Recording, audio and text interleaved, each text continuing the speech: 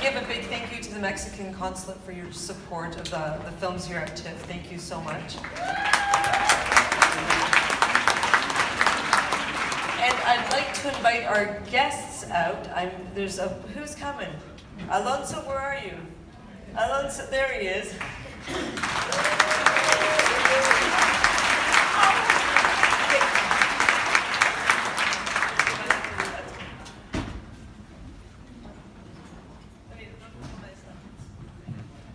So, please come on stage.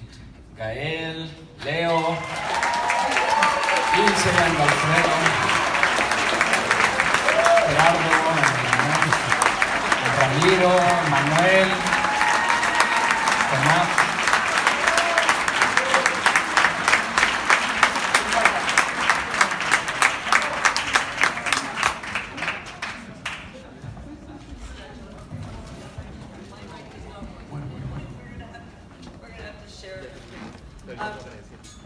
So I see you brought some artifacts with you. These are... The replicas, right? They had some doubts at the airport who would bring it. We have some time to take some questions from the audience for all of you. I see a ton already. Yes, go ahead there at the front.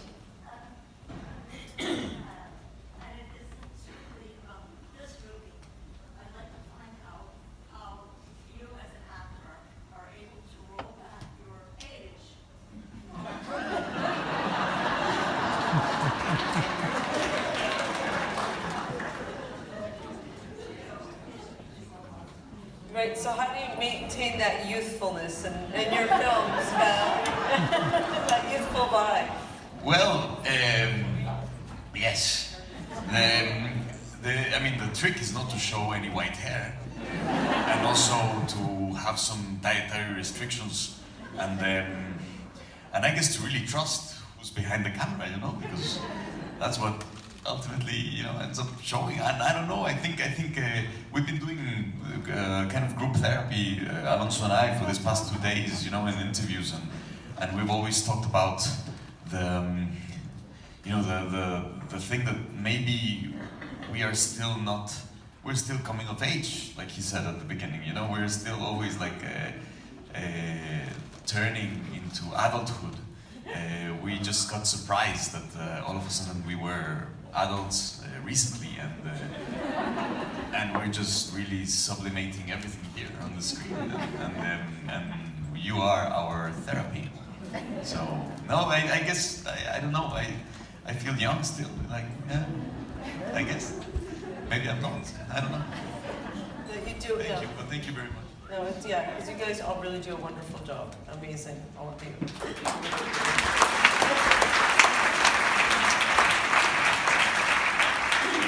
So I do want to, bring up the artifacts because I think it's interesting if you could talk a little bit about the inspiration for the film.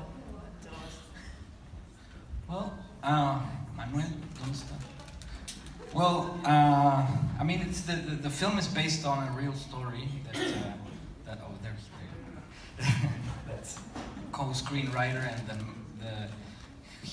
Manuel is the one who started researching this story. He's the son of a reporter, so he has that investigative vein in him, and he started researching this like 10 years ago, and he showed it to me after he saw Hueros, and I couldn't pass on this film.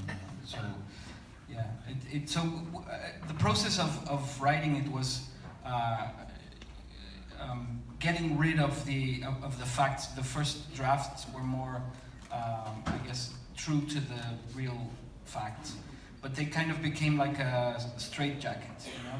They wouldn't let the film work as a film, and we started getting rid of one character, and we saw that nothing bad happened. So then we started killing character obsessively, like just going like tack tack, and then we realized that was a subject in the film itself, the relationship between history and fiction, and how history is told by somebody with a particular point of view, and there's no such thing as objective history. So we kind of embraced that in the making of the film. Thank you. Questions from the audience? Yeah, here at the front, go ahead. Oh yeah, happy birthday, that's right.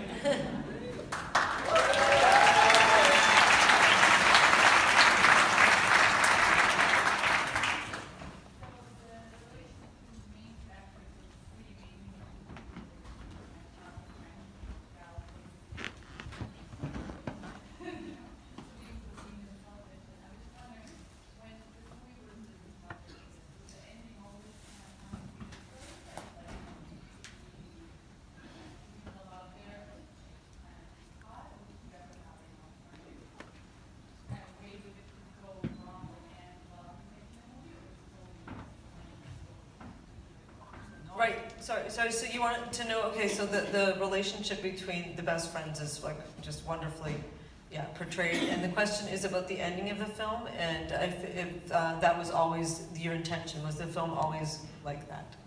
No, that's, I think, one of the things that changed the most in the writing stage.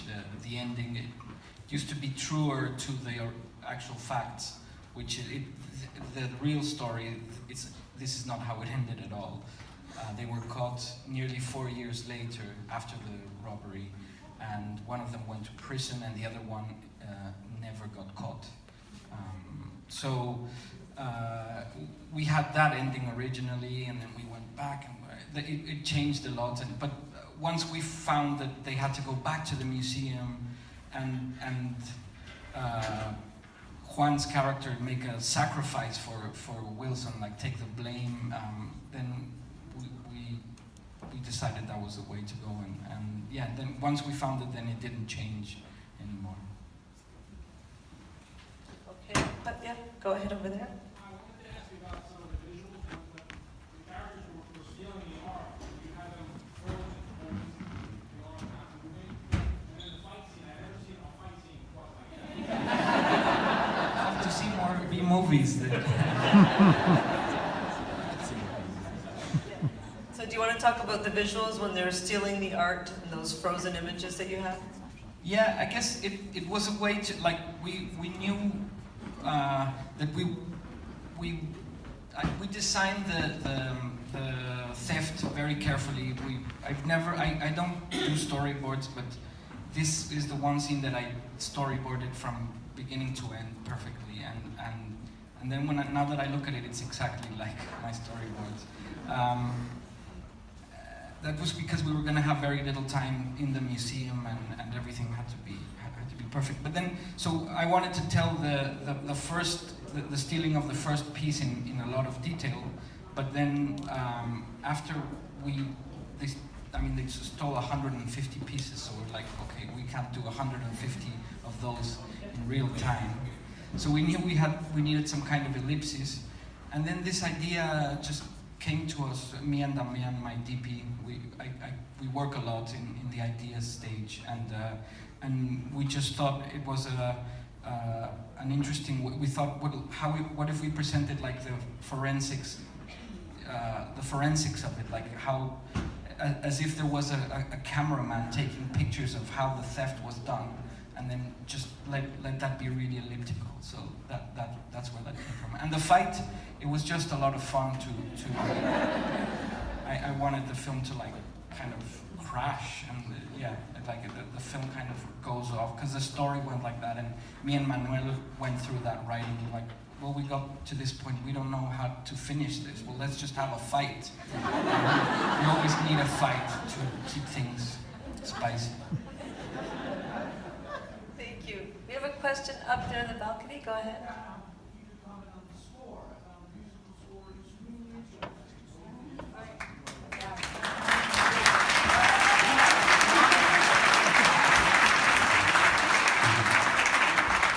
Thank you very much. Thank you very much. It's quite actually the ideas Alonso had in his ear all the way around. I mean, he was working, of course, with Silvestre Revueltas and La Noche de los Mayas. At the same time, he wanted these very childish-like sounds in the beginning. So he pretty much had down to every detail what he needed to hear. So it was fantastic for me to interwove some of my music with fantastic Silvestre Revueltas, which is, of course, a milestone in Mexican culture. And happily, he did this brilliant score for La Noche de los Mayas, which is not a great movie. And this one is, so it's kind of redemption for Revueltas in a way, which I'm so proud and honored to be part of. So he had it quite clear from the beginning, and different point of view was that these guys, they would hear everything through the video game. So we wanted to do it like that, like a video game of this score, a 50s score, but with a video game on top of it. Yeah. We have time for one last question. Nice. Had someone there? Go ahead. Yeah. How do you go about asking a museum if you can use it to film a third movie? Yeah. That's for the producer. This is for the producers. How did you get the museums to agree to this? Yeah.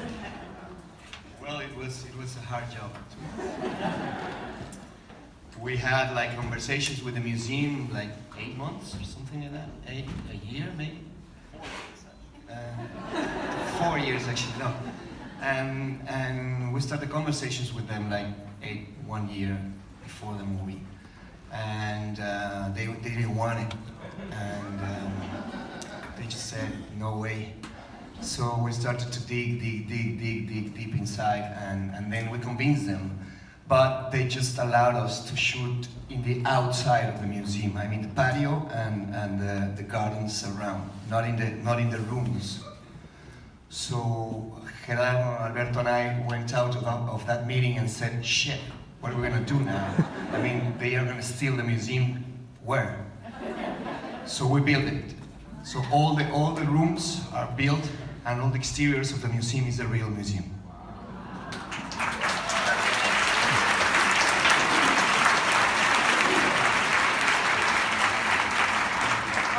Congratulations. Thank you so much for sharing the North American premiere. Your birthday.